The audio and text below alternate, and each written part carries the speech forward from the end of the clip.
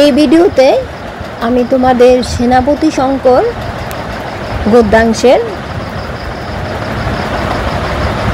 তৃতীয় অংশটি আলোচনা করছি। তোমরা লক্ষ্য করো যে শঙ্কর মুষড়ে পড়ল। শিক্ষকের যে মাস্টারমশাইয়ের কথা শুনে সে কি করলো যে শঙ্কর মুষড়ে পড়লো মানে হতাশ হয়ে গেল। কিন্তু তার মনে হচ্ছে সে দেখেছে, শঙ্করের মনে হচ্ছে কিন্তু সে দেখেছে। ক্লাস শুদ্ধ সবাই ফিক ফিক করে হাসছে, মানে আস্তে আস্তে করে তখন হাসছে। কোথায় দেখেছে? দেখে থাকতে পারে, তবে কি প্রকৃতি বিজ্ঞান বইয়ের ছবিতে দেখলো না? তাহলে সাহস করে বলবো মাস্টার। বলো তাহলে স্বপ্নে একদিন দেখেছি মাস্টার।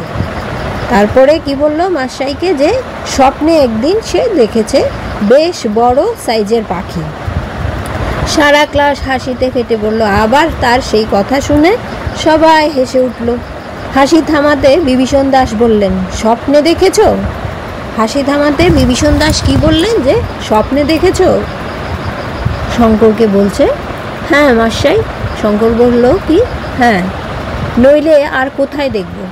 শঙ্করও বলছে যে স্বপ্নেই দেখেছি, না হলে আমি আর কোথায় দেখব? আপনি তো বললেন এমু পাখি থাকে আন্দিজ পাহাড়ে।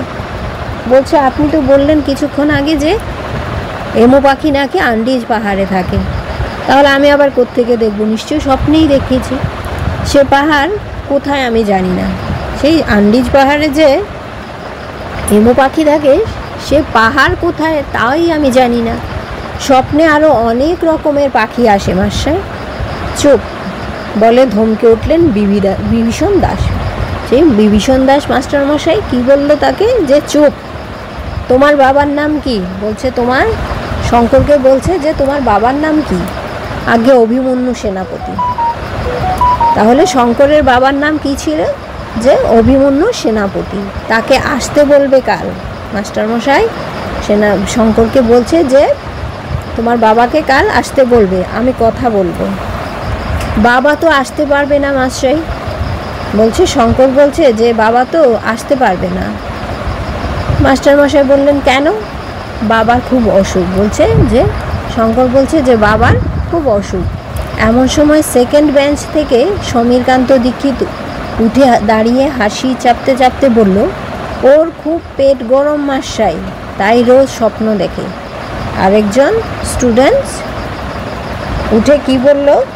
উপহাস করছে ওকে যে ওর খুব পেট গরম মাস্টার, তাই সে রোজ স্বপ্ন দেখে।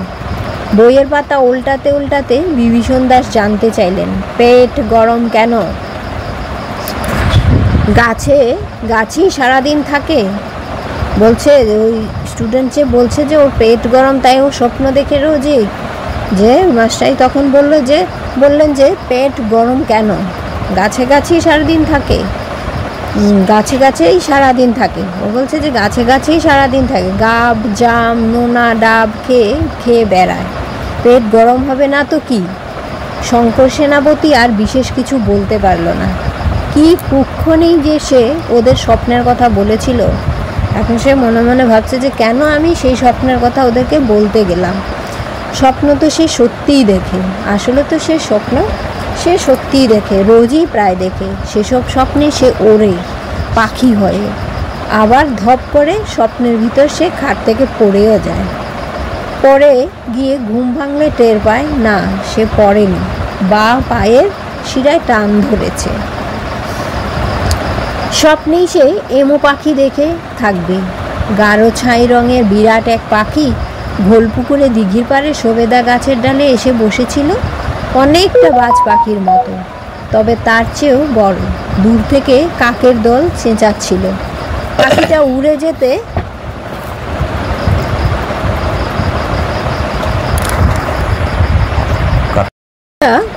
যেতে ডানায় বাতাস কাটা শব্দ হয়েছিল। অথচ বিভীষণ মাস্টার বলছেন এমু উঠতে পারে না, দৌড়বাজ পাখি তো।